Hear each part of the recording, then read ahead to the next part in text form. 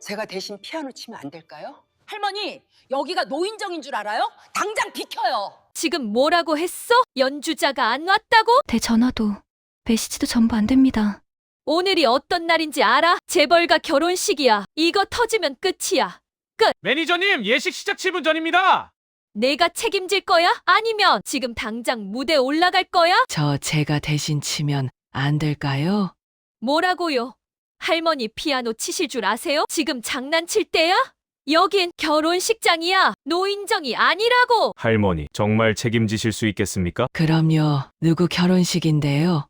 대한민국 상위 1%의 명예와 부가 교차하는 성역 로열 그랜드 웨딩홀의 메인 연회장은 오늘 그 어느 때보다 서늘한 기품을 내뿜고 있었습니다. 천장에 매달린 수만 개의 크리스탈 샹들리에는 인공적인 빛을 조각내어 하객들의 다이아몬드 위로 흩뿌렸고 버진 로드 끝에 놓인 칠흑 같은 그랜드 피아노는 그 자체로 하나의 완벽한 조각상처럼 군림하고 있었습니다. 평소라면 세계적인 거장들의 손가락 아래에서 고귀한 선율을 쏟아냈을 그 피아노는 오늘 예식의 주인공만큼이나 화려한 조명을 독점하고 있었습니다. 하지만 지금 그 피아노 앞에 선 사람은 누가 봐도 이 공간의 풍격과 어울리지 않는 노인이었습니다. 낡고 군데군데 해진 주방용 위생복, 강력한 염속에 세제독에 절어 마디마디가 붉게 부어오른 손, 그리고 수십 년간의 고된 노동을 훈장처럼 짊어진 채 기역자 모양으로 굽어버린 어깨에 할머니가 한 걸음을 뗄 때마다 최고급 향수 냄새로 가득 찼던 연회장에는 미세하지만 날카로운 락스 냄새와 비린내가 스며들었습니다. 그 이질적인 풍경에 하객들 사이에서는 당혹감이 섞인 낮은 비웃음과 수군거림이 번지기 시작했습니다. 저기 봐. 아까 연회장에서 그릇 치우던 주방 보조하냐? 치매라도 왔나?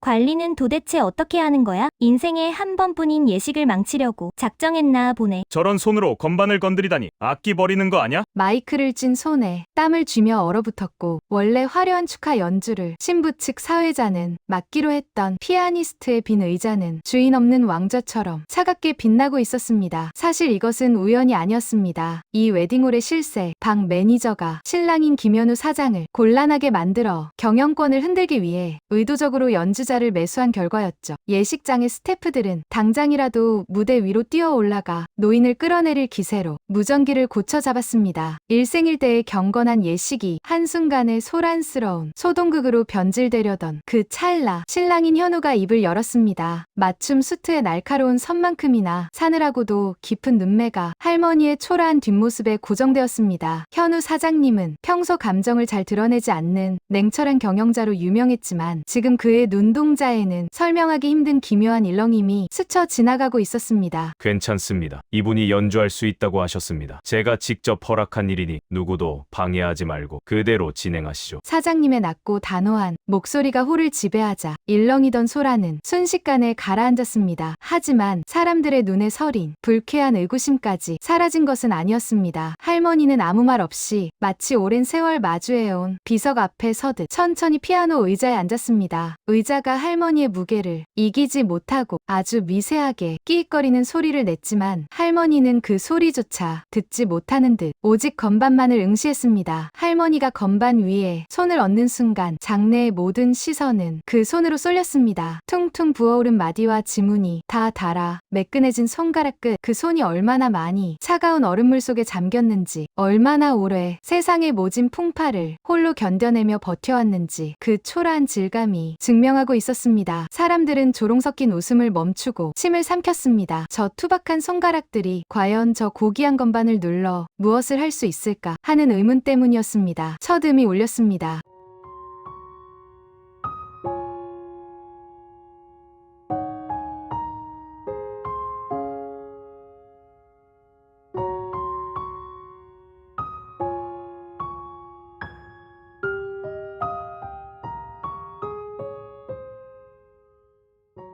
화려한 기교는 어디에도 없었습니다. 청중을 압도하려는 현란한 속주도 아니었습니다. 그저 건반 하나를 자신의 인생 무게만큼 묵직하게 누른 것뿐이었는데 이상하게도 홀 안의 공기가 희박해지며 지켜보던 이들의 숨이 멎는 듯한 착각이 들었습니다. 그것은 소리라기보다는 공간 전체를 진동시키는 묵직한 울림에 가까웠습니다. 그 울림은 바닥을 타고 전해져 사람들의 발목을 잡고 심장을 울리며 공기 중에 부유하던 가식적인 웃음소리를 단숨에 찢어버렸습니다. 있었습니다. 두 번째 음이 이어지자 비웃던 하객들은 마치 마법에라도 걸린 듯 일제히 입을 다물었습니다. 세 번째 음이 홀의 구석구석을 감싸 안았을 때 누군가는 본능적으로 눈을 감았습니다. 그것은 축하를 위한 곡이 아니었습니다. 그렇다고 단순히 기쁨을 노래하는 선율도 아니었습니다. 그것은 30년이라는 기나긴 세월 동안 심장 가장 깊은 곳에 꾹꾹 눌러 담아 아무에게도 들려주지 못했던 한 인간의 기록이었습니다. 할머니의 마른 어깨가 미세하게 떨리기 시작했습니다. 건반 위로 투명한 액체 한 방울이 툭 하고 떨어졌습니다. 그것이 긴장으로 인한 땀인지 아니면 30년 만에 터져 나온 이름 없는 눈물인지 아무도 구분하지 못했습니다. 할머니의 손가락은 건반을 미워하는 듯하면서도 동시에 세상에 남겨진 유일한 구원인 양필사적으로 매달리고 있었습니다. 30년 전 인생에서 가장 소중한 것을 살리기 위해 포기해야 했던 그 손가락들이 비명을 지르며 춤을 추고 있었습니다. 연주가 끝났을 때 예식장에는 박수 소리조차 들리지 않았습니다. 사람들은 박수를 치는 법조차 잊어버린 채 멍하니 무대를 바라보았습니다. 하객들은 본능적으로 깨달았습니다. 방금 자신들이 들은 것은 정교하게 계산된 악보 위의 선율이 아니라 한 인간이 자신의 전 생애를 바쳐 써내려간 처절한 삶의 증명이었다는 것을 말입니다. 정적 속에서 할머니는 다시 어깨를 굽히고 일어났습니다. 그리고 왔을 때와 마찬가지로 소리 없이 자신의 자리가 아닌 곳을 떠나 지하의 어둠 속으로 발걸음을 옮겼습니다. 안녕하세요. 저는 이곳 로열 그랜드 웨딩홀에서 막내 코디네이터로 일하고 있는 지혜라고 합니다. 화려한 드레스의 옷자락을 만지고 눈부신 턱시도의 깃을 세워주며 세상에서 가장 행복한 웃음들 사이를 숨 가쁘게 뛰어다니는 것이 제 일과입니다. 하지만 여러분, 이 눈부신 황금빛 조명이 미처 닿지 않는 곳 화려한 버진 로드 아래에 어떤 세상이 숨어 있는지 아시는지요? 사실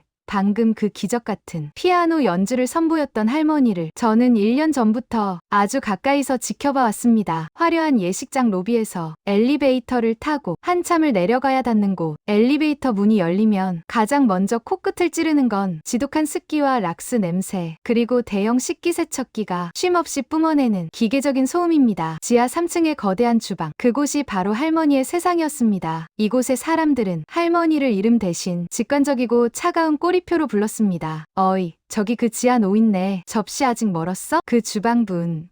오늘 퇴근 안 해? 기계 소리 시끄러우니까 빨리 끝내. 아무도 할머니의 진짜 이름을 궁금해하지 않았습니다. 할머니 역시 마치 자신의 존재를 이 세상에서 완전히 지워버리기로 작정한 사람처럼 언제나 가장 구석진 세척기 앞에서 산더미처럼 쌓인 접시들을 닦았습니다. 할머니는 매일 아침 안개도 채 거치기 전 가장 먼저 출근해 젖은 앞치마를 둘렀고 모두가 퇴근하고 정적이 내려앉은 한밤중이 되어서야 가장 마지막으로 주방 문을 나섰습니다. 독한 세제물의 손가락 끝이 짓물러 터져도 상사인 방 매니저의 날카로운 독설이 화살처럼 날아와 꽂혀도 할머니는 그저 고개를 깊숙이 숙이고 말없이 기계를 돌릴 뿐이었죠. 그 뒷모습은 마치 어떤 거대한 슬픔을 견뎌내기 위해 스스로를 무생물인 기계의 부속품으로 만들어버린 것처럼 보였습니다. 제가 할머니의 진짜 모습을 엿보게 된 건 입사한 지 얼마 되지 않아 제가 저지른 치명적인 실수 때문이었습니다. 수천만 원짜리 VIP 예약 명단을 실수로 분쇄기에 넣어버리고 제 인생이 여기서 끝장났다는 생각에 비상계단 구석에 주저앉아 엉엉 울고 있을 때였죠. 그때 무겁고 낡은 철제 계단실 문이 열리며 할머니가 제 옆에 조용히 다가와 앉으셨습니다. 할머니에게선 항상 진한 세제 냄새와 소독약 냄새가 났지만 이상하게도 그날은 그 냄새가 세상 그 어떤 향수보다 포근하게 느껴졌습니다. 할머니는 세월의 풍파에 마디가 굵어진 거친 손으로 제 떨리는 어깨를 가만히 토닥이며 이렇게 말씀하셨습니다. 괜찮다. 지혜씨, 울지 마라.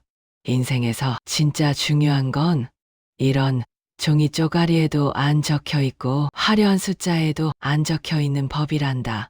잃어버린 건 다시 쓰면 되지만 내 마음이 꺾여버리면 그건 다시 쓸 수가 없는 거야. 그 낮은 목소리, 그 속에는 단순히 위로라고 하기엔 너무나 깊고 묵직한 삶의 통찰이 담겨 있었습니다. 그 목소리가 이상하게도 제 가슴 속에 박혀 며칠 밤을 잠 못 들게 했습니다. 저 할머니는 도대체 어떤 인생을 사셨길래 저런 말을 하실 수 있을까? 그날 이후 저는 할머니를 관찰하기 시작했습니다. 그리고 어느 날 할머니가 작업복 소매를 걷어붙이고 뜨거운 물에 손을 담그는 순간 보게 되었습니다. 할머니의 왼쪽 손목 손목 아래 깊게 새겨진 오래된 화상 흉터를요. 마치 붉은 불꽃이 손목을 타고 올라와 그대로 굳어버린 듯한 그 참혹한 흔적. 할머니는 일이 고되고 마음이 무너질 때마다 그 흉터를 가만히 만지며 작업복 안쪽에서 무언가를 꺼내 보곤 하셨습니다. 그것은 아주 낡고 빛바랜 하지만 정성스럽게 닦여 희미한 광택이 나는 금반지 하나가 걸린 목걸이였습니다. 할머니는 아무도 없는 주방 구석에서 그 반지를 만지며 혼잣말처럼 중얼거리곤 하셨습니다.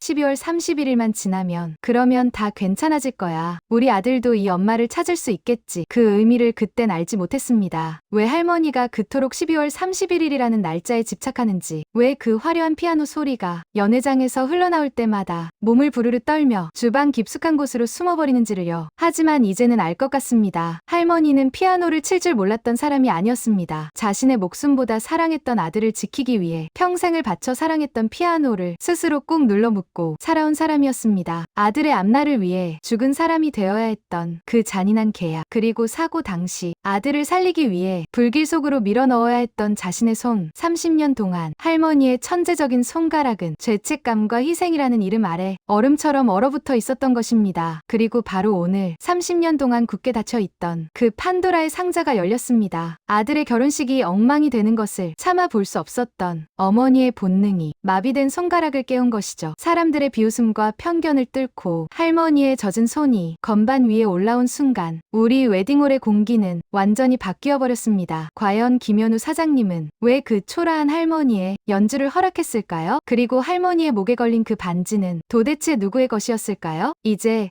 30년 전 12월 31일에 멈춰버린 시계가 다시 거칠게 움직이기 시작합니다. 피아노의 마지막 현이 떨림을 멈췄지만 연회장을 가득 채운 그 처절한 선율의 잔상은 쉽사리 가라앉지 않았습니다. 화려한 샹들리에 조명 아래 하객들은 마치 집단 최면에 걸린 듯 미동도 하지 못한 채 무대 위를 응시했습니다. 그 소리에는 듣는 이의 영혼을 날카롭게 핥히고 지나가는 종류의 힘이 실려 있었기 때문입니다. 박수는 한참이 지나서야 드문드문 터져나왔습니다.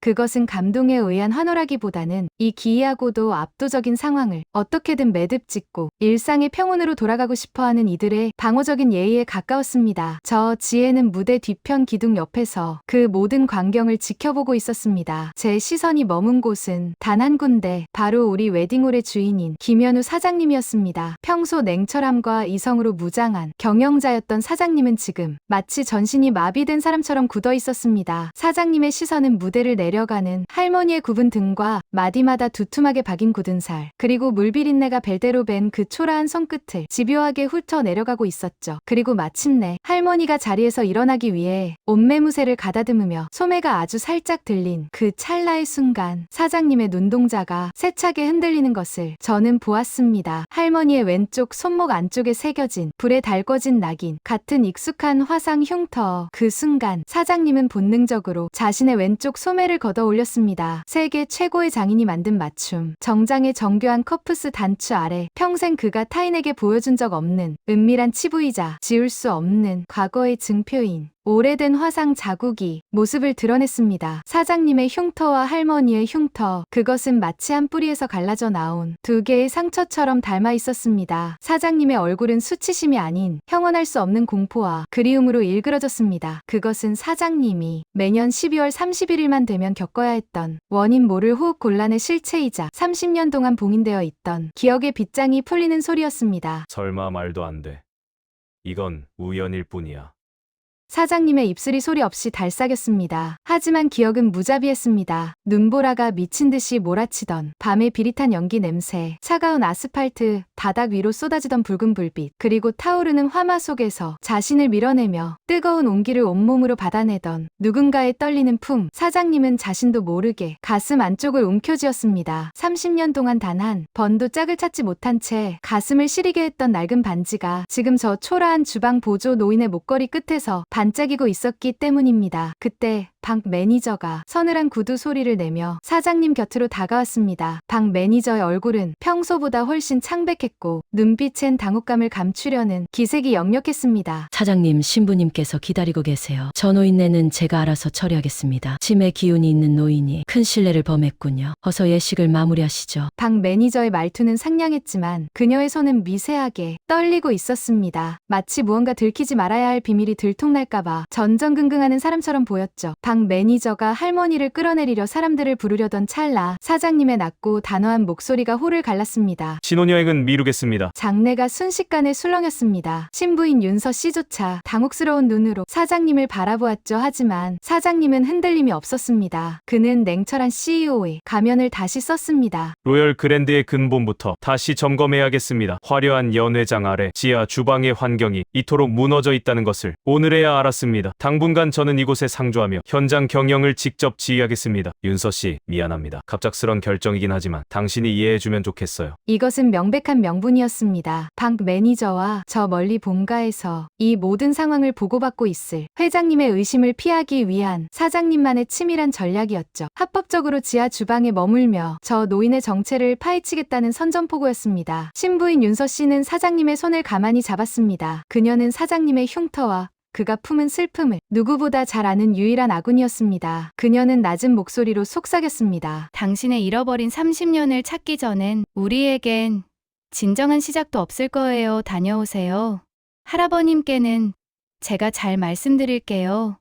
사장님은 박 매니저를 차갑게 지나쳐 할머니가 사라진 어두운 복도를 노려보았습니다. 그의 눈에는 눈물이 고여 있었지만 입술은 단단하게 맞물려 있었습니다. 그는 이제 더 이상 울기만 하는 어린아이가 아니었습니다. 저는 사장님의 그 뒷모습을 보며 깨달았습니다. 30년 동안 멈춰있던 진실의 시계추가 이제 막 거칠게 움직이기 시작했다는 것을요. 그리고 그 거대한 소용돌이의 한복판에 저 역시 운명처럼 서 있게 될 것이라는 사실을 말입니다. 로열 그랜드 웨딩홀의 화려한 지상층 신부들의 백합 향기와 샴페인의 거품으로 가득 찰 때 엘리베이터가 닿지 않는 계단 끝 지하 3층은 전혀 다른 공기가 지배합니다. 눅눅한 습기, 코를 찌르는 강한 소독약 냄새, 그리고 수천 개의 접시가 부딪히며 내는 날카로운 금소금. 그곳은 이 화려한 성의 가장 깊은 치부이자 할머니가 30년 동안 스스로를 가둔 감옥이었습니다. 하지만 예식이 끝난 다음 날부터 이 어두운 지하실에 전례 없는 소동이 일어났습니다. 신혼여행 비행기에 몸을 실었어야 할 사장님이 수트 대신 짙은 작업복을 입고 주방 한복판에 나타난 것이죠. 사장님의 신발이 젖은 주방 바닥에 부딪힐 때마다 직원들은 숨을 죽였습니다. 현장 경영이라는 명분 아래 사장님은 마치 무언가를 집요하게 찾는 사람처럼 주방 구석구석을 훑었습니다. 저 지혜는 사장님의 특명을 받았습니다. 사장님은 박 매니저의 눈을 피해 저를 조용히 집무실로 부르셨죠. 사장님의 눈은 며칠 밤을 지샌 듯 충혈되어 있었지만 그 어느 때보다 날카롭게 빛나고 있었습니다. 지혜 씨, 주방의 진 씨, 할머니 곁에서 잠시도 떨어지지 마세요. 그분이 무엇을 드시는지, 누구와 대화하는지, 그리고 무엇을 보며 우시는지 하나도 빠짐없이 제게 보고해 주세요. 이건 사장으로서의 명령이 아니라 한 인간으로서의 간곡한 부탁입니다. 사장님의 절박한 목소리에 저는 본능적으로 깨달았습니다. 어제의 그 연주는 우연이 아니었으며 사장님은 지금 자신의 온 생애를 걸고 거대한 진실의 문 앞에 서 있다는 것을요. 그날 오후 사장님은 드디어 식기세척기 앞에 홀로 서 있는 할머니에게 다가갔습니다. 할머니는 사장님이 다가오는 것을 알면서도 고개를 들지 않았습니다. 분홍색 고무장갑 위로 쉼없이 쏟아지는 뜨거운 물줄기만이 두 사람 사이의 정막을 메우고 있었죠. 사장님은 할머니의 곁에 멈춰 서서 그녀가 닫고 있는 접시가 아니라 그녀의 가슴팍 위에서 미세하게 흔들리는 낡은 반지를 응시했습니다. 할머니. 사장님의 목소리가 떨렸습니다. 30년 동안 가슴속에 묻어두었던 그 이름을 차마 부르지 못한 채 사장님은 어렵게 입을 뗐습니다. 어제 그 연주 그리고 그 반지? 할머니는 그냥 주방 보조가 아니시죠? 제 흉터가, 제 심장이 당신을 기억해내라고 하고 있습니다. 제발 저를 한 번만 똑바로 봐주세요. 할머니의 손이 멈췄습니다. 수증기 사이로 할머니의 굽은 어깨가 세차게 일렁였습니다. 하지만 할머니는 끝내 고개를 들지 않았습니다. 오히려 고무장갑을 낀 손으로 가슴팍의 반지를 거칠게 움켜쥐며 대답했습니다. 사장님, 사람을 잘못 보셨습니다. 저는 그저 하루 벌어 하루 먹고 사는 이름 없는 노인네일 뿐입니다. 어제의 연주는 그저 노망이 들어 잠시 미쳤던 것이니 제발 잊어주십시오. 이 반지는 길바닥에서 주운 새 조각일 뿐입니다. 아무 가치도 없는 물건이니 사장님께서 신경 쓰실 일이 아닙니다. 명백한 거짓말이었습니다. 할머니의 목소리는 이미 오열을 참고 있느라 갈라져 있었고 그녀의 마디 굵은 손가락은 사장님의 시선을 피해 필사적으로 숨어들고 있었습니다. 그때였습니다. 정적을 깨는 날카로운 구두 소리와 함께 박 매니저가 나타났습니다. 그녀의 얼굴은 평소의 우아함을 잃고 도끼로 가득 차 있었습니다. 사장님, 여기서 뭐 하시는 거예요? 회장님께서 본가에서 기다리고 계십니다. 신혼여행까지 미루고 주방 보조 노인네랑 씨름하고 계신다는 소식이 회장님 귀에 들어가면 어쩌려고 이러십니까? 박 매니저는 사장님과 할머니 사이를 칼처럼 가르고 들어왔습니다. 그녀는 할머니를 매섭게 노려보며 소리쳤습니다. 진씨, 당신 미쳤어? 사장님께서 자비로 현장 경영을 하신다니까. 눈에 뵈는 게 없는 모양인데 주제 파악 좀 해. 당장 내 눈앞에서 사라져. 박 매니저의 독설은 예리한 바늘이 되어 할머니의 가슴을 찔렀습니다. 하지만 할머니는 항변하는 대신 오히려 고맙다는 듯 고개를 깊이 숙였습니다. 마치 박 매니저의 독설이 사장님의 관심을 끊어주는 유일한 구원이라도 되는 것처럼 말입니다. 할머니는 도망치듯 주방 뒷문 어둠 속으로 사라졌습니다. 사장님은 주먹을 꽉 쥐었습니다. 박 매니저를 차갑게 지나쳐 지상으로 향하는 사장님의 뒷모습에서 저는 거대한 폭풍전야의 기운을 느꼈습니다. 사장님은 알고 계셨던 겁니다. 박 매니저의 저 차가운 효율성 뒤에 자신의 할아버님이자 이 제국의 설계자인 회장님의 그림자가 짙게 깔려있다는 사실을요. 저는 기둥 뒤에서 이 모든 광경을 지켜보며 전율했습니다. 이것은 단순히 사장님이 주방 보조에게 호기심을 느끼는 장면이 아니었습니다. 30년 동안 견고하게 쌓아올린 가짜 평화라는 시스템과 아들의 성공을 위해 스스로 유령이 되기로 선택한 처절한 모성애가 정면으로 충돌하기 시작한 전쟁의 서막이었죠. 사장님은 제게 스치듯 속삭였습니다. 지혜 씨, 오늘 밤 집무실로 오세요. 우리가 찾아야 할 기록이 어디에 있는지 알아냈습니다.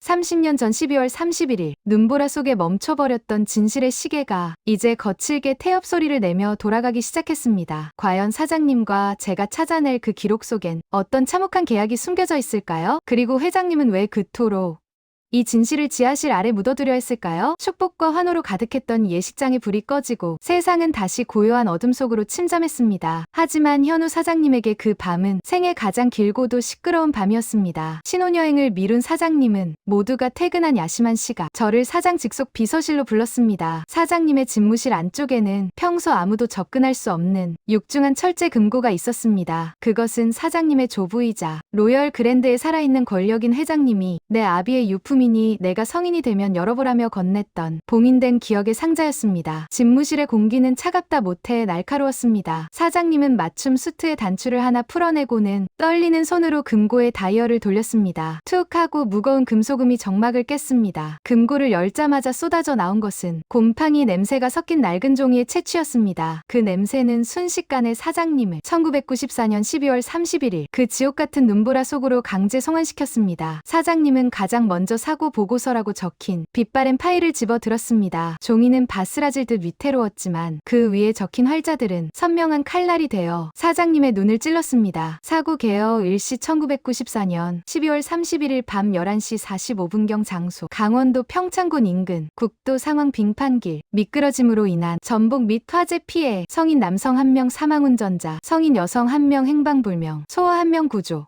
화상 및 외상 있음. 사장님의 호흡이 거칠어졌습니다. 행방불명이라는 네 글자가 그의 시야를 어지럽혔습니다. 그동안 그가 들어온 이야기는 달랐습니다. 사고로 부모님이 모두 돌아가셨고 자신만이 기적적으로 살아남아 회장님의 보살핌을 받았다는 것이 그가 믿어온 세계의 전부였죠. 하지만 서류는 다른 진실을 말하고 있었습니다. 당시 아이를 안고 화염 속을 빠져나온 여성이 있었고 그녀는 자신의 손이 타들어가는 고통 속에서도 아이를 구조대에게 인계한 뒤 연기처럼 사라졌다는 목격자의 진술이 별지로 첨부되어 있었습니다. 사장님은 가방 바닥을 훑었습니다. 그러다 낡은 신문 스크랩 하나를 발견했습니다. 30년 전 세상을 떠들썩하게 했던 비운의 천재 피아니스트 진서희의 실종 기사였습니다. 진서희 내 어머니의 이름, 그녀의 이름을 읊조리는 순간 사장님의 가슴 속에 박혀있던 반지가 뜨겁게 달아올랐습니다. 기사 속 사진 속의 여인은 우아한 드레스를 입고 피아노 앞에 앉아 있었지만 그녀의 눈빛만은 오늘 지하 주방복도에서 마주쳤던 그 노인의 절박한 눈망울과 소름 끼치도록 일치했습니다. 그때였습니다. 서류 더미 사이에서 노란 포스트잇 한 장이 떨어졌습니다. 거기엔 회장님의 날카로운 필체로 적힌 침묵의 계약 실체가 적혀 있었습니다. 가문의 수치를 덮어라. 아들을 죽게 만든 예인의 존재는 손자 현우의 앞날에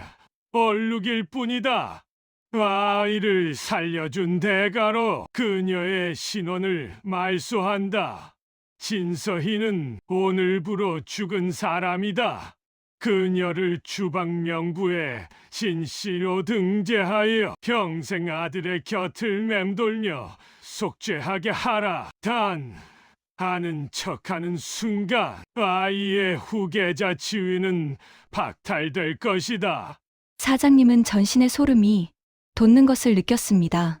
그것은 의심이 확신으로 변하는 순간이자 그가 발을 딛고 서 있던 거대한 제국이 모래성처럼 무너져 내리는 순간이었습니다. 자신의 어머니는 죽은 것이 아니었습니다. 그녀는 아들이 몰락한 예술가의 자식 혹은 아버지를 죽게 만든 여자의 자식이라는 비난을 듣지 않도록, 그리고 거대 기업의 후계자로 당당히 성장할 수 있도록 자신의 이름과 인생, 그리고 그 찬란했던 건반 위를 스스로 포기한 채 이 웨딩홀의 가장 어두운 밑바닥에 자신을 유배시켰던 것입니다. 사장님은 자신의 손목에 남은 화상 흉터를 어루만졌습니다. 이 흉터는 사고의 상처가 아니었습니다. 그것은 불길 속에서 자신을 밀어내던 어머니의 마지막 온기였고, 30년 동안 지하 주방의 물비린내 속에서 아들을 지켜봐 온 한 여인의 처절한 낙인이었습니다. 어떻게 그 차가운 물 속에 손을 담그고 나를 보셨습니까? 그 더러운 식판을 닦으며 제가 웃는 걸 보고 계셨던 겁니까? 사장님은 서류를 움켜쥔 채 오열했습니다. 소리 없는 비명이 집무실 벽을 타고 흘러내렸습니다. 이제 모든 조각이 맞춰졌습니다. 예식장에서 들었던 그 연주는 단순한 축하 연주가 아니었습니다. 30년 동안 단 한 번도 불러보지 못한 아들의 이름을 향해 던지는 세상에서 가장 긴 고백이자 처절한 속죄였던 것입니다. 밤이 깊어갈수록 사장님의 눈빛은 더욱 서늘해졌습니다. 그는 더 이상 울지 않았습니다. 대신 그는 결심했습니다. 이제는 자신이 그 차가운 지하 주방의 문을 열 차례였습니다. 어머니의 이름을 되찾아주고 그녀를 가둔 이 견고한 시스템과 그 시스템의 설계자인 할아버지 회장님에게 정면으로 맞서겠다는 결연한 의지가 그의 가슴 속에 피어올랐습니다. 30년 만에 12월 31일에 눈보라가 걷히고 있었습니다. 사장님은 저를 바라보며 나직하게 명령했습니다. 지혜 씨, 내일 아침 박 매니저를 제 방으로 부르세요. 이제 어머니의 손에 물을 묻히는 일은 끝났습니다. 다음 날 아침 로열 그랜드 웨딩홀의 지상층은 평소와 다름없이 우아한 평온함 속에 잠겨 있었습니다. 어제의 그 소란스러운 연주는 마치 한여름 밤의 꿈이었던 것처럼 깨끗하게 치워졌고, 하객들이 흘리고 간 장미꽃잎 하나조차 보이지 않았죠. 하지만 예식장의 가장 낮은 곳, 지하 3층의 주방은 달랐습니다. 그곳은 어제의 영광과는 무관하게 다시 수천 개의 접시와 싸워야 하는 치열한 전장이었습니다.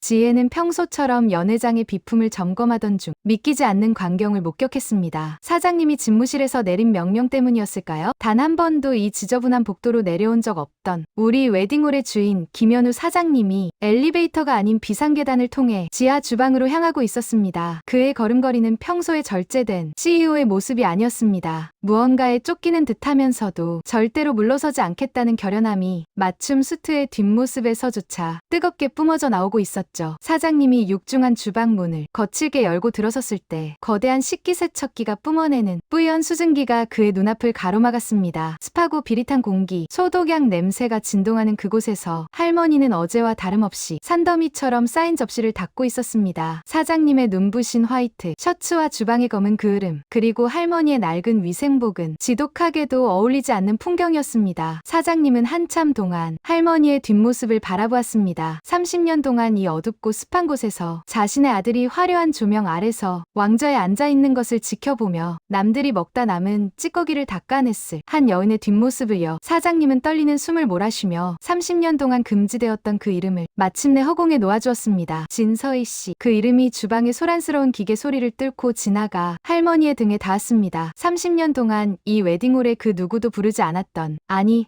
불러서는 안 되었던 금기된 이름이었습니다. 할머니의 마른 어깨가 마치 전기 충격을 받은 듯 세차게 떨렸습니다. 하지만 할머니는 돌아보지 않았습니다. 대신 세제 거품이 가득한 접시를 더욱 세게 문지를 뿐이었죠. 마치 그 이름을 듣지 못한 척 자신은 그저 이름 없는 진 씨일 뿐이라는 사실을 온몸으로 증명하려는 듯했습니다. 진서희 선생님 아니 어머니. 사장님의 목소리가 젖어들었습니다. 사장님은 할머니에게 다가갔습니다. 그리고는 그녀의 거친 손을 낚아채듯 붙잡았습니다. 고무장갑도 끼지 않은 채 독한 세제물에 퉁퉁 불어 터진 손, 마디마디가 뒤틀린 그 손이 사장님의 매끄러운 손바닥 위에 놓였습니다. 사장님은 그 손목에 선명하게 남은 화상 자국을 어루만지며 울부짖었습니다. 왜 이러고 계셨습니까?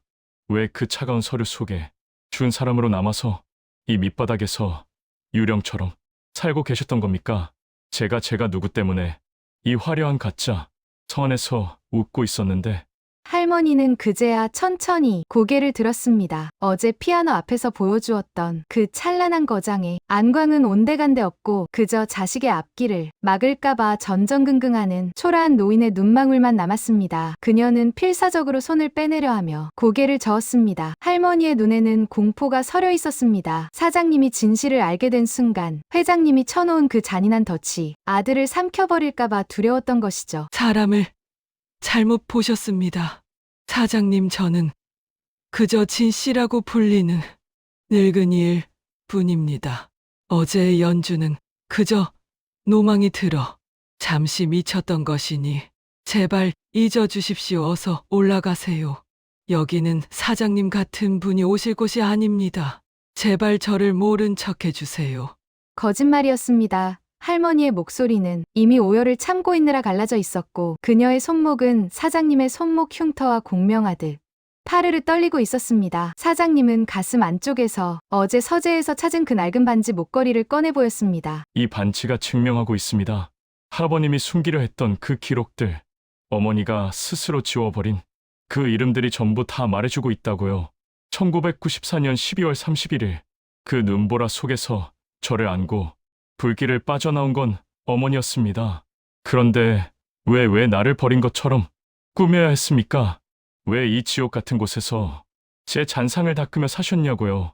사장님의 외침이 주방의 정막을 깼습니다. 구석에서 눈치를 보던 주방 직원들이 하나둘씩 모여들기 시작했습니다. 그때였습니다.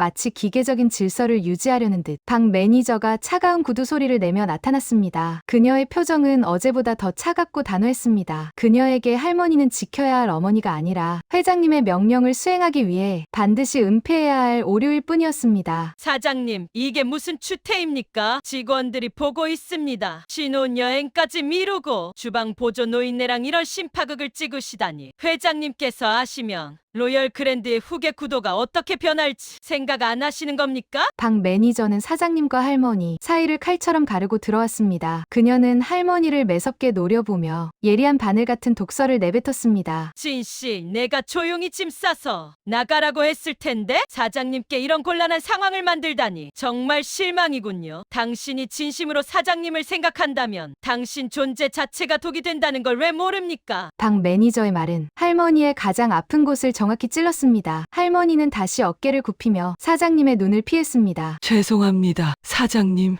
정말 사람을 잘못 보신 겁니다.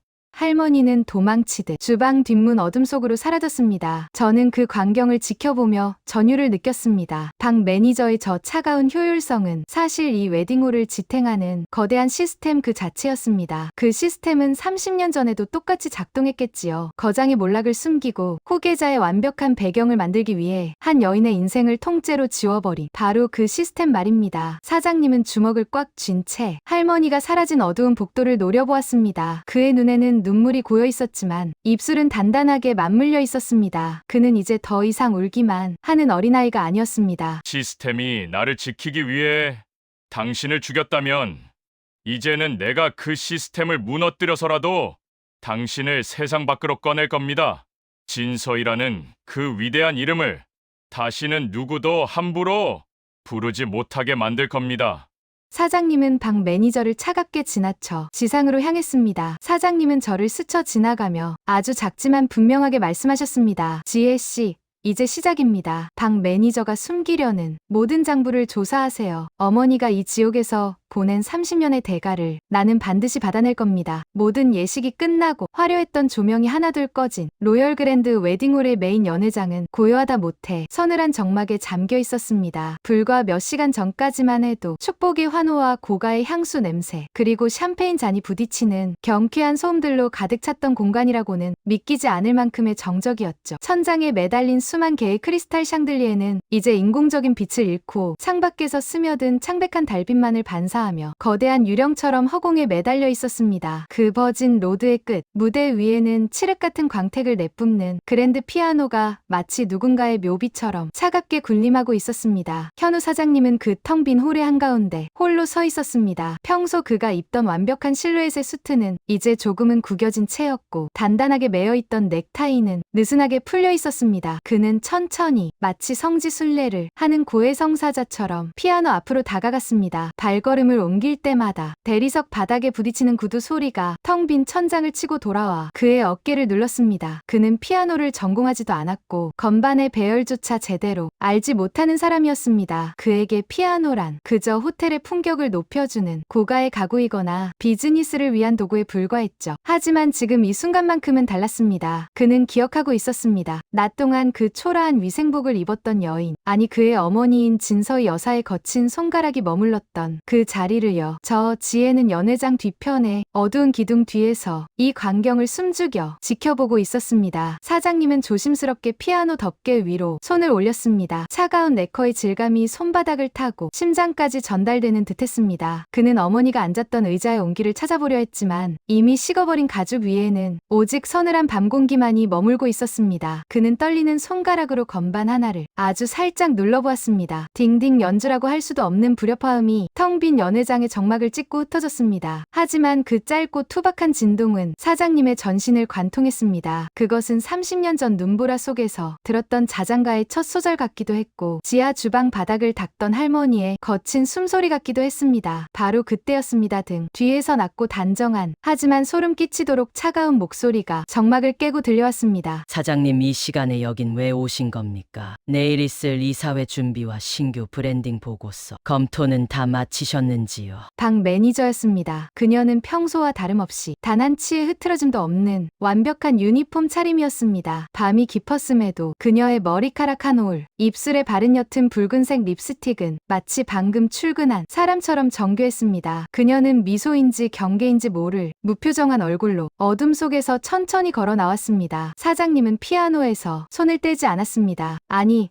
뗄 수 없었습니다. 그는 그녀를 돌아보지도 않은 채 낮게 가라앉은 목소리로 물었습니다. 박 매니저, 1994년 12월 31일 그날의 기록이 왜 우리 호텔 아카이브에서 통째로 사라진 겁니까? 사고 보고서는 물론이고 당시 고용됐던 연주자들의 모든 인사 기록까지 마치 처음부터 존재하지 않았던 것처럼 깨끗하게 지워져 있더군요. 박 매니저의 눈빛이 아주 찰나의 순간 미세하게 일렁였습니다. 일반적인 사람이라면 결코 알아채지 못했을 짧은 흔들림이었죠. 하지만 그녀는 곧바로 시스템의 얼굴로 돌아와 대답했습니다. 그녀의 목소리에는 단 한 방울의 감정도 섞여 있지 않았습니다. 사장님, 너무 오래전 일입니다. 당시엔 지금처럼 전산화, 시스템이 완벽하지 않았고 관리 소홀로 유실된 자료들이 많습니다. 그 낡은 종이 한 장이 사장님께 무슨 큰 의미가 있겠습니까? 지금 우리 로열 그랜드에 필요한 건 과거의 유령을 찾는 일이 아니라 다가올 미래의 수익 구조를 공고히 하는 것입니다. 사장님은 그제야 천천히 고개를 돌려 그녀를 보았습니다. 그의 눈동자에는 분노보다 깊은 환멸이 서려 있었습니다. 그럼 외주 연주자 명단에서 오직 진호이라는 이름 옆에만 영구 말소라는 붉은 낙인이 찍혀 있는 건 어떻게 설명할 겁니까? 우리 할아버님이 시킨 겁니까? 아니면 당신이 직접 지운 겁니까? 아들을 살려준 은인을 지하 주방에 유령처럼 가두고 그 인생을 도려내는 것이 당신이 말하는 그 위대한 시스템입니까? 박 매니저는 대답 대신 사장님의 곁으로 한 걸음 더 다가왔습니다. 그녀가 가까워질수록 사무적이고 차가운 향수 냄새가 공기를 잠식했습니다. 그녀는 사장님의 손이 머물러 있던 피아노 덮개를 향해 손을 뻗었습니다. 그리고는 망설임 없이 덮개를 거칠게 내렸습니다. 쾅! 날카로운 굉음이 비어있는 홀 전체를 사납게 뒤흔들었습니다. 사장님은 본능적으로 손을 떼었지만 그 소리의 여우는 한참 동안 귓가를 맴돌았습니다. 박 매니저는 낮게 하지만 숨막히는 압박감을 담아 사장의 귓가에 대고 속삭였습니다. 사장님, 어떤 기억은 영원히 열지 않는 것이 로열 그랜드를 지키는 유일한 방법입니다. 사장님의 완벽한 후계자 인생에 지하 주방 노인네 같은 비천한 얼룩이 묻는 지우는 것을 회장님께서 원치 않으십니다. 그릇은 닦으면 깨끗해지지만 사람의 명예는 한번 얼룩지면 어떤 세제로도 지워지지 않는 법이니까요. 이것은 경고가 아닙니다. 이 성을 지키기 위해 일생을 바쳐온 제 진심 어린 조언입니다. 사장님은 주먹을 꽉 쥐었습니다. 손등에 핏줄이 붉어질 만큼 강한 힘이었습니다. 박 매니저는 단순히 악한 의도를 가진 개인이라기보다 조직의 안정을 위해서라면 진실쯤은 가볍게 짓밟아도 된다고 굳게 믿는 이 거대한 웨딩홀이라는 견고한 시스템 그 자체였습니다. 그녀에게 진서이라는 거장은 지켜야 할 인간이 아니라 시스템의 오류를 일으킬 수 있는 결함 있는 부품에 불과했던 것입니다. 저는 기둥 뒤에서 이 광경을 지켜보며 전율했습니다. 이것은 단순히 상사와 부하의 대립이 아니었습니다. 30년 동안 거장 진서이를 투명인간으로 대하며 유지해온 조직적 침묵이 자신의 뿌리를 찾으려는 한 인간의 진실과 정면으로 충돌하며 내는 파열음이었습니다. 박 매니저는 사장님을 남겨둔 채 차갑게 몸을 돌려 멀어졌습니다. 대리석 바닥을 치는 그녀의 구두 소리가 멀어질수록 사장님의 눈빛은 더욱 짙은 어둠 속으로 가라앉았습니다. 그는 닫혀버린 피아노 덮개 위로 자신의 손을 다시 얹었습니다. 덮개 너머 30년 동안 억눌려왔던 거대한 선율이 당장이라도 터져나올 듯 꿈틀거리고 있었습니다. 어쩌면 이 무거운 정적은 누군가의 이름을 지우기 위한 방음벽이 아니라 더 큰 폭풍을 예고하는 폭풍전야의 고요였을지도 모릅니다. 사장님은 깨달았습니다. 이제는 자신이 그 벽을 부수고 어머니의 잃어버린 이름을 불러줄 차례라는 것을 말입니다. 다음 날 아침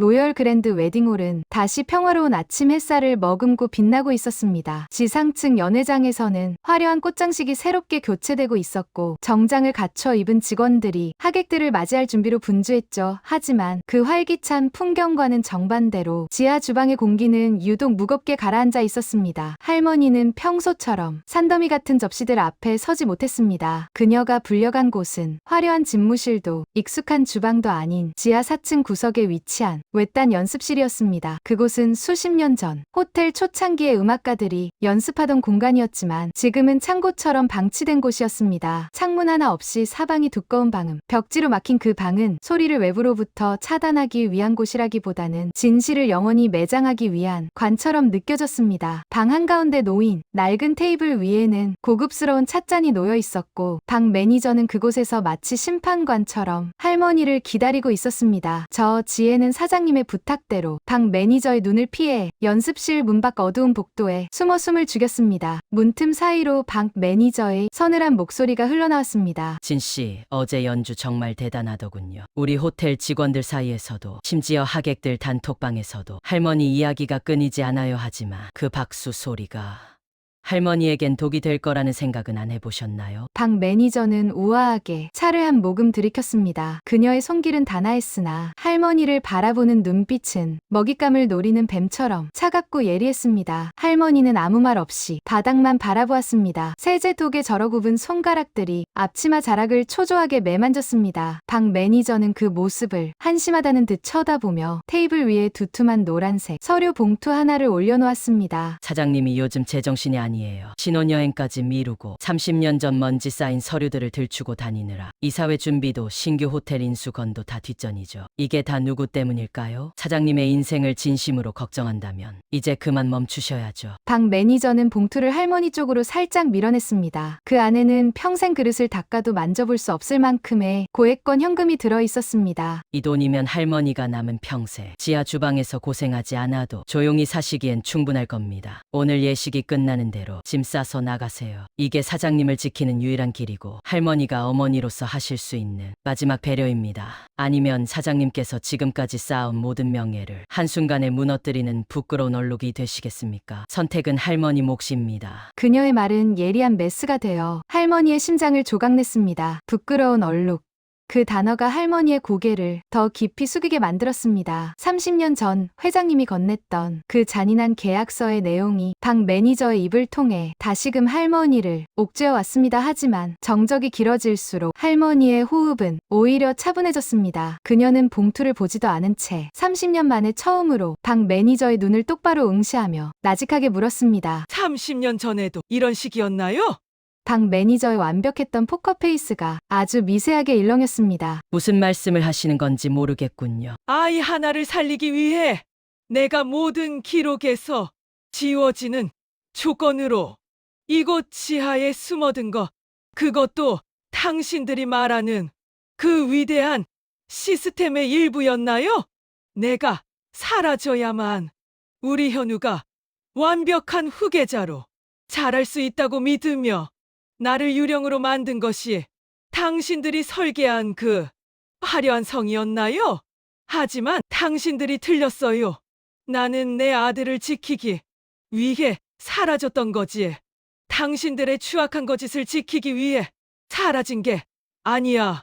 할머니는 봉투를 박 매니저 쪽으로 천천히 하지만 단호하게 밀어냈습니다. 굽어있던 어깨가 서서히 펴지기 시작했습니다. 30년 동안 지하 주방의 습기와 락스 냄새 속에 썩어 문드러졌던 거장의 안광이 마침내 그 서슬퍼런 빛을 되찾고 있었습니다. 할머니는 자리에서 일어나 연습실 구석, 먼지가 자욱하게 내려앉은 낡은 업라이트 피아노 앞으로 걸어갔습니다. 그녀는 덮개를 열고 30년 동안 단 한 번도 허락되지 않았던 힘을 실어 건반 하나를 아주 강하게 눌렀습니다. 띵! 단발마처럼 터져나온 그 소리는 방음 벽지를 뚫고 나갈 듯이 강렬했습니다. 그것은 30년 동안 굳게 닫혀있던 진실의 문을 부수는 경보음이었고 시스템의 부품으로 살기를 거부하는 한 인간의 선전포고였습니다. 박 매니저, 당신이 지키려는 건 사장님의 인생이 아니라 당신이 공들여 쌓은 완벽한 경력이겠지. 하지만 기억하세요. 피아노는 모든 건반이 제 목소리를 낼 때 비로소 음악이 되는 겁니다. 침묵을 강요받는 건반이 있는 한 당신이 만드는 음악은 소음에 불과해요. 이제 우리 아들에게 당신들이 지워버렸던 진실이라는 화음을 들려줄 때가 됐어요. 할머니는 꼿꼿하게 허리를 펴고 연습실을 나갔습니다. 저는 문 밖에서 그 광경을 지켜보며 온몸에 소름이 돋는 것을 느꼈습니다. 박 매니저는 사과하지 않았습니다. 그녀는 그저 실패한 계약을 아쉬워하는 사업가처럼 서류 봉투를 챙겨 조용히 자리를 떴습니다. 하지만 저는 알 수 있었습니다. 그 조용한 퇴장이 사실은 거대한 시스템이 처음으로 내는 균열의 소리였다는 것을요. 이제 주사위는 던져졌습니다. 진실을 덮으려는 견고한 방음벽과 30년의 침묵을 깨고 아들을 위해 다시 무대에 서려는 어머니. 과연 이 기적같은 교향곡은 어떤 엔딩으로 향하게 될까요? 저 지혜는 확신했습니다. 오늘 할머니가 올린 그 하나의 의미, 내일은 세상을 바꾸는 거대한 합창이 될 것임을 말입니다. 밤이 깊었습니다. 화려한 예식장의 모든 일정이 끝난 뒤 로열 그랜드 웨딩홀은 거대한 침묵의 성처럼 변해 있었습니다. 낮 동안 그토록 수많은 사람의 축복과 웃음소리를 담아냈던 공간이라고는 믿기지 않을 만큼 공기는 차갑고 정직하게 가라앉아 있었죠. 연회장 구석구석에 남은 희미한 꽃향기는 이제 막 시들기 시작한 생화의 마지막 숨결처럼 서글프게 감돌았습니다. 무대 중앙 단 한 줄기 달빛만이 비스듬히 비치는 그곳에 할머니가 앉아 있었습니다. 그녀는 피아노 덮개를 닫지도 못한 채 건반 위에 손을 얹고 미동도 하지 않았습니다. 마치 이 건반에서 손을 떼는 순간 다시 저 어둡고 축축한 지하 주방의 유령으로 영원히 돌아가 버릴 것만 같은 두려움이 그녀의 마른 어깨를 짓누르고 있는 듯 보였습니다. 할머니의 낡은 위생복은 달빛을 받아 기묘한 은색으로 빛났고 그 모습은 마치 박제된 과거의 한 장면처럼 처연했습니다. 현우 사장님은 그 텅 빈 홀의 입구에 서서 오랫동안 그 뒷모습을 바라보았습니다. 그는 서두르지 않았습니다. 30년이라는 기나긴 세월을 돌아서 겨우 맞닥뜨린 진실 앞에서 그는 자신의 호흡을 가다듬어야 했으니까요. 대리석 바닥을 울리는 그의 구두 소리가 적막한 홀 안에 규칙적으로 울려 퍼졌습니다. 그 소리는 마치 30년간 멈춰있던 시계의 태엽이 다시 감기는 소리 같기도 했습니다. 저 지혜는 연회장 뒤편의 어두운 기둥 뒤에서 이 광경을 지켜보며 숨을 죽였습니다. 사장님이 할머니의 등 뒤에 멈춰섰을 때 공기는 팽팽하게 당겨진 검은고 줄처럼 날카롭게 진동했습니다. 왜 아무 말도 하지 않으셨습니까? 사장님의 목소리가 홀의 높은 천장에 부딪혀 여러 갈래의 메아리로 흩어졌습니다. 할머니의 어깨가 눈에 띄게 파르르 떨렸습니다. 왜 그 락스 냄새 진동하는 지하 주방에서 제가 지나는 길목마다 죄인처럼 고개를 숙이고 서 계셨던 겁니까? 제가 당신을 얼마나 찾았는지, 제 손목에 흉터를 어루만지며 얼마나 많은 밤을 지옥 속에서 보냈는지 다 아시면서요. 사장님은 할머니의 곁으로 한 걸음 더 다가갔습니다. 그는 할머니의 그 적고 투박한 손 위에 자신의 손을 겹쳐 올렸습니다. 할머니는 그제야 천천히 고개를 들었습니다. 주름진 눈가에는 30년의 세월을 억지로 눌러 담아온 눈물이 고여 있었고 그 눈동자 속에는 아들을 향한 미안함과 형언할 수 없는 사랑이 소용돌이치고 있었습니다. 말하면 당신이 쌓아온 그 완벽한 성벽에 금이 갈 것 같았으니까요. 당신은 이 호텔의 태양이고 누구보다 완벽한 후계자여야 했습니다. 지하 주방에서 그릇이나 닦는 초라한 노인이 당신의 어머니라는 사실이 세상에 알려지는 순간 당신의 그 빛나는 미래가 얼룩질까봐 나는 그게 가장 무서웠습니다. 당신의 인생에서 나는 그저 지워진 기록이어야만 했습니다. 그게 회장님과의 약속이었고 당신을 살릴 수 있는 유일한 길이었으니까요. 사장님은 그대로 무릎을 꿇고 할머니의 손을 자신의 뺨에 갖다 대었습니다. 세제독에 절어 거칠어진 그 피부의 감촉이 사장님의 심장을 갈기갈기 찢어놓는 것 같았습니다. 그는 셔츠 단추를 풀어 가슴 안쪽에 깊숙이 숨겨두었던 쌍가락지의 반쪽을 꺼냈습니다. 30년 동안 단 한 번도 주인을 만나지 못했던 그 외로운 반지가 할머니의 손바닥 위에 놓였습니다. 이미 무너질 준비는 끝났습니다. 이름 없는 태양으로 사느니 당신의 아들로 무너지는 쪽이 제게는 훨씬 더 가치 있는 일입니다. 어머니, 저는 당신의 그늘 아래서 자란 것이 아니라 당신의 희생이 만든 그 비좁고 어두운 지하의 눈물 위에서 화려한 껍데기만 키워온 것입니다. 이제는 제가 당신을 지킬 차례입니다. 그 계약서도 회장님의 그림자도 이제 제 손으로 직접 불태울 겁니다. 할머니는 떨리는 손으로 아들의 얼굴을 매만졌습니다. 그리고는 낡은 작업복 주머니 깊숙한 곳에서 무언가를 꺼냈습니다. 그것은 30년 전 사고 현장의 시뻘건 불길 속에서 아들의 귀를 막아주며 마지막까지 움켜쥐었던 낡은 메트로놈이었습니다. 세월의 흔적으로 곳곳이 긁히고 찌그러졌지만 그것은 두 사람의 시간이 결코 끊어지지 않았음을 증명하는 유일한 심장 박동이었습니다. 이게 그날 밤 너의 귀 옆에서 마지막까지 째깍거리던 거란다. 너의 심장 소리가 멈추지 않게, 그리고 이 소리에 맞춰 나의 기도를 얹었던 마지막 왕관이었다. 내가 주방에서 그릇을 닦을 때마다 이 박자에 맞춰 너의 이름을 불렀지.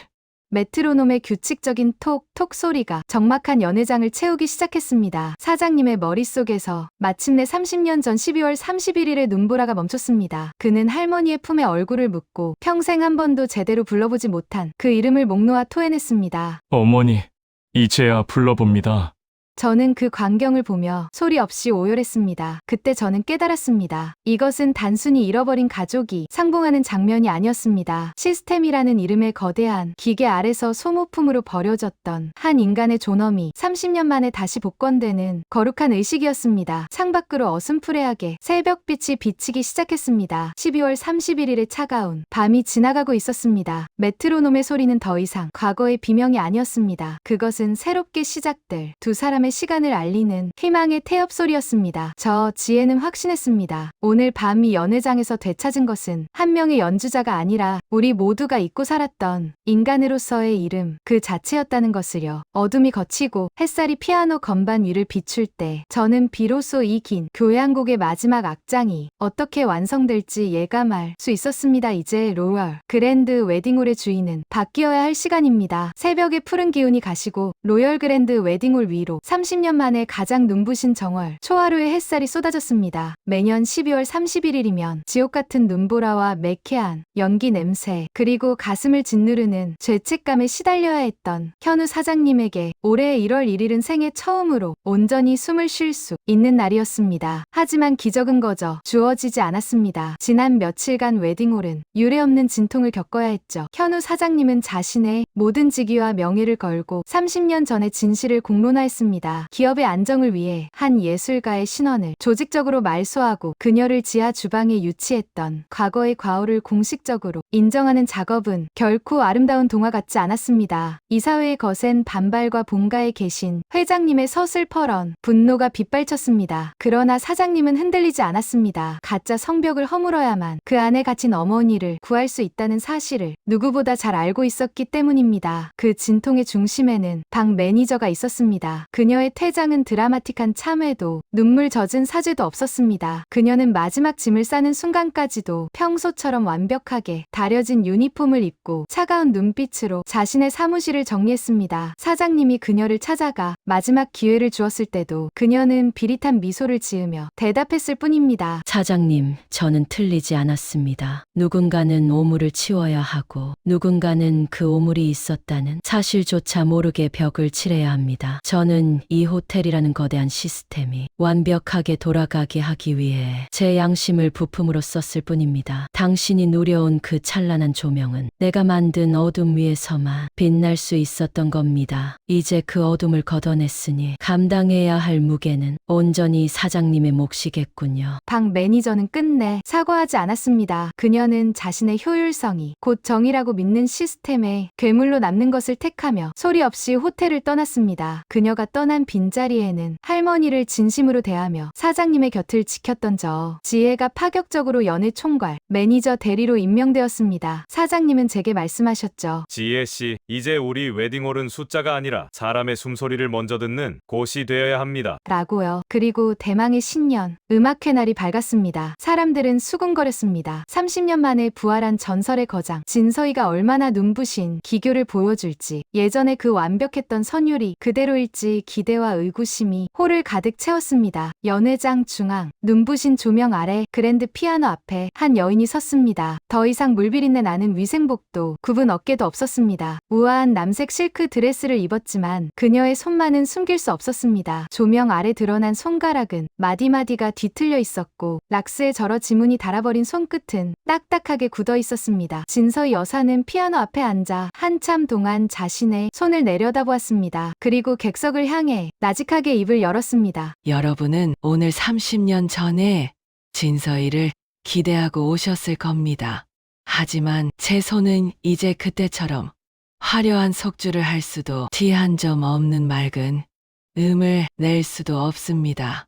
이 손은 30년 동안 지하 주방에서 수만 개의 접시를 닦으며 굳어버린 손입니다. 하지만 저는 오늘 이 뒤틀린 손가락들이 기억하는 진짜 삶의 소리를 들려드리려 합니다.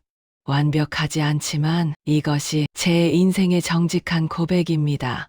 그녀의 손가락이 건반 위를 유영하기 시작했습니다. 딩, 팅, 첫 소절부터 예기치 못한 실수가 터져나왔습니다. 굳어버린 약지가 건반을 제대로 누르지 못해 음이 뭉개졌고 마디가 굵어진 손가락은 이웃한 건반을 건드려 불협화음을 냈습니다. 사람들은 당혹스러운 눈빛을 교환했습니다. 거장의 귀환이라기엔 너무나 초라하고 불안한 시작이었죠. 하지만 연주가 이어질수록 장내의 소라는 경건한 침묵으로 바뀌었습니다. 그녀의 연주는 매끄러운 비단 같지 않았습니다. 오히려 거친 가시밭길을 걷는 발소리 같았습니다. 뭉개진 음은 주방 세면대에 부딪히던 접시의 비명이었고 느려진 템포는 고된 노동 끝에 몰아쉬던 거친 숨소리였습니다. 그녀는 틀린 음을 수정하려 애쓰지 않았습니다. 오히려 그 실수를 온전히 받아들이며 굳어버린 손가락이 내는 둔탁한 진동에 자신의 영혼을 실었습니다. 그것은 기교가 아닌 사투였습니다. 아들을 위해 무너뜨린 자신의 인생을 뒤틀린 손가락 끝으로 하나하나 다시 기워 붙이는 처절한 재건의 소리였습니다. 현우 사장님은 맨 앞줄에 앉아 어깨를 들썩이며 오열했습니다. 그는 들었습니다. 완벽한 도레미파 소리 아니라 자신을 살리기 위해 불길 속으로 밀어 넣었던 어머니의 비명과 그 후 30년 동안 주방 구석에서 사겨왔던 눈물의 박자를요. 그 불완전한 연주는 세상 그 어떤 완벽한 교향곡보다 강렬하게 하객들의 심장을 후벼 팠습니다. 연주가 끝났을 때 홀에는 박수 소리 대신 깊은 흐느낌이 먼저 터져나왔습니다. 사람들은 깨달았습니다. 우리가 기대했던 완벽함보다 그녀가 보여준 불완전한 진실이 훨씬 더 거룩하다는 것을요. 30년의 고통을 숨기지 않고 그 상처 입은 손가락으로 당당히 내딛는 한 걸음이 진정한 거장의 모습임을 말입니다. 음악회가 끝난 뒤 로비의 황금색 게시판에는 새로운 명패 하나가 걸렸습니다. 로열 그랜드 상주 피아니스트 진서희. 그 명패 옆에는 할머니 할머니가 30년 동안 꼈던 낡고 빛바랜 분홍색 고무장갑이 액자에 담겨 함께 전시되었습니다. 가장 낮은 곳에서의 헌신이 가장 높은 곳의 예술이 되었음을 상징하는 왕관처럼 말이죠. 저 지혜는 피아노 옆에서 그녀의 마지막 잔향이 흩어지는 것을 지켜보았습니다. 그리고 연회장 문을 뒤로 하고 휠체어에 탄 회장님의 뒷모습을 보았습니다. 그 모습을 사장님이 오래 바라보고 있는 것도요. 어쩌면 우리 인생의 연주도 이와 같지 않을까요? 남들에게 보여주기 위한 매끄러운 선율보다 고난과 상처로 인해 조금은 엇나가고 둔탁해진 지금의 내 목소리가 가장 아름다운 선율일지도 모릅니다. 틀린 음을 두려워하지 마세요. 그 소리가 바로 당신이 치열하게 살아왔다는 가장 확실한 증거니까요. 시청자 여러분, 당신의 손은 지금 어떤 모양인가요? 혹시 거칠어지고 뒤틀린 손이 부끄러워 숨기고 계시진 않나요? 30년의 침묵을 깨고 망가진 손으로 다시 피아노 앞에 선 진서희 여사의 용기가 오늘 당신의 불완전한 삶을 사랑하게 만드는 기적이 되길 바랍니다. 당신의 인생에도 이름보다 눈부신 당신만의 왕관이 함께하기를 진심으로 기원합니다. 오늘 이야기 어떠셨나요? 저 지혜의 승진을 축하해 주신다면 구독과 좋아요 눌러주세요. 그리고 여러분의 이야기를 댓글로 남겨주세요. 인생 왕관은 언제나 당신 편입니다. 오늘도 시청해 주셔서 감사합니다.